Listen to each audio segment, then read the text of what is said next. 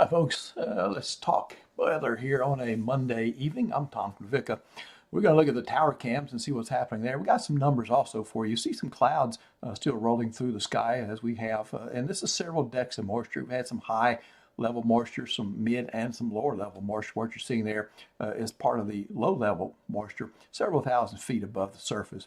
79 degrees right now out at the airport. We're 64 dew points, so we've got adequate moisture, and it's warm enough so things are getting a little bit unstable. And going into Gina, we're 80 there, and likewise some filtered sun coming through the clouds. You see some of those puffy clouds there. No vertical development on that just yet. But that probably come later in the week with some rain chances. Satellite and radar indicating that the dry line feature is setting up out west. This is a moisture boundary. It's drier behind that than it is ahead of it. And so many times this is a surface feature which triggers severe weather, and I think that's going to happen today. And the clouds you're seeing here, kind of part of this moisture response to this surface low pressure, which is in the western plains right now, and it's digging roots all the way into the Gulf of Mexico, opening up the Gulf and bringing that moisture through central Louisiana on its way up into the plains and Corn Belt to feed energy to those potentially severe storms that we've got going on up there. All right, going into the futurecast. This is from the GFS model. You see that action happening up there. But then later on, the action tends to go more to the south into our region here. We'll start out with Saturday there. So Saturday evening, Saturday night, we have a cluster of showers and thunderstorms. Remember, this is just one model's opinion, but many times I won't show this unless it has some backup from some other models or some consistency or something like that. So what we're looking at here is that this is going to be associated with the front. This is going to be a cold front, which will be moving through. So there is some cooler weather in your 7-day forecast. Look at this, a little bit of a winter side to this, back up to the northwest there, and the higher elevations of Colorado, and even into some of the lower elevations, even eastward into the plains states there in western Kansas. We'll let this go a little bit further, and you can see that that cluster works down into our area in some form or another, and so that is with the front as well. And then it turns cooler after that little round of some showers and thunderstorms for your weekend. Temperatures will drop quite a bit in some locations. Definitely going to be a noticeable change there.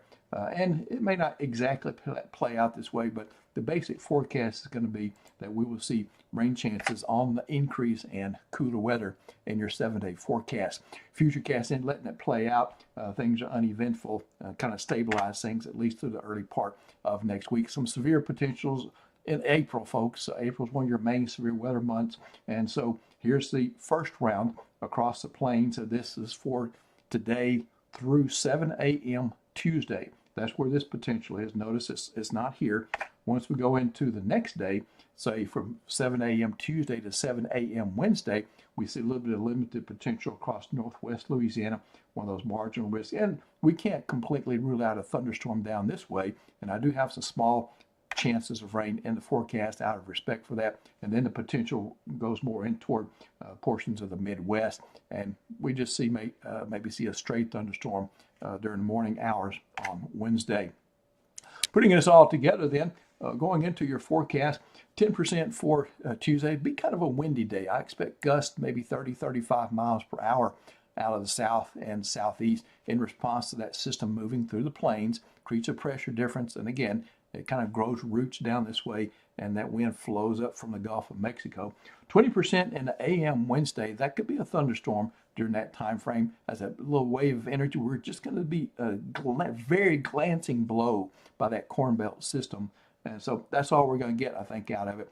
30% chance of some showers, maybe a thunderstorm here on Thursday as we see another little impulse type thing come through. Friday, we drop back to 20%. And then the weekend, with the surface front, a legitimate front, we will see that front come through central Louisiana on Saturday, stirring up some scattered showers and thunderstorms, and the likelihood probably lingering into Sunday. So that's your best shot of rain is for the weekend.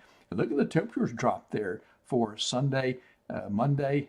Pretty cool. There'll be some 40s, I expect, on Monday. And something a little bit new for you. I won't take too long with this. I'll call this 4 more days because that completes next week. Remember, the 7-day ran out at Monday. A lot of folks expressed some interest in this. I put a Facebook post out on this. They said, yeah, we want to see something like this. Helps us plan more. So here it is. Tuesday looks like a pretty good day, but then it gets a little unsettled again Wednesday, Thursday, and Friday. Temperatures, of course, warm up after that cool spell, and we're back to above normal temperatures there for Wednesday, Thursday, and Friday. And we see some rain chances kind of growing a little bit there and Wednesday into the Friday time frame, and a few thunderstorms maybe mixing in there. All right, thank you, folks, for tuning in. That's all I've got for you. But I know Nick Mickels will have more for you in the morning, and I'll try to see you again maybe tomorrow evening sometime.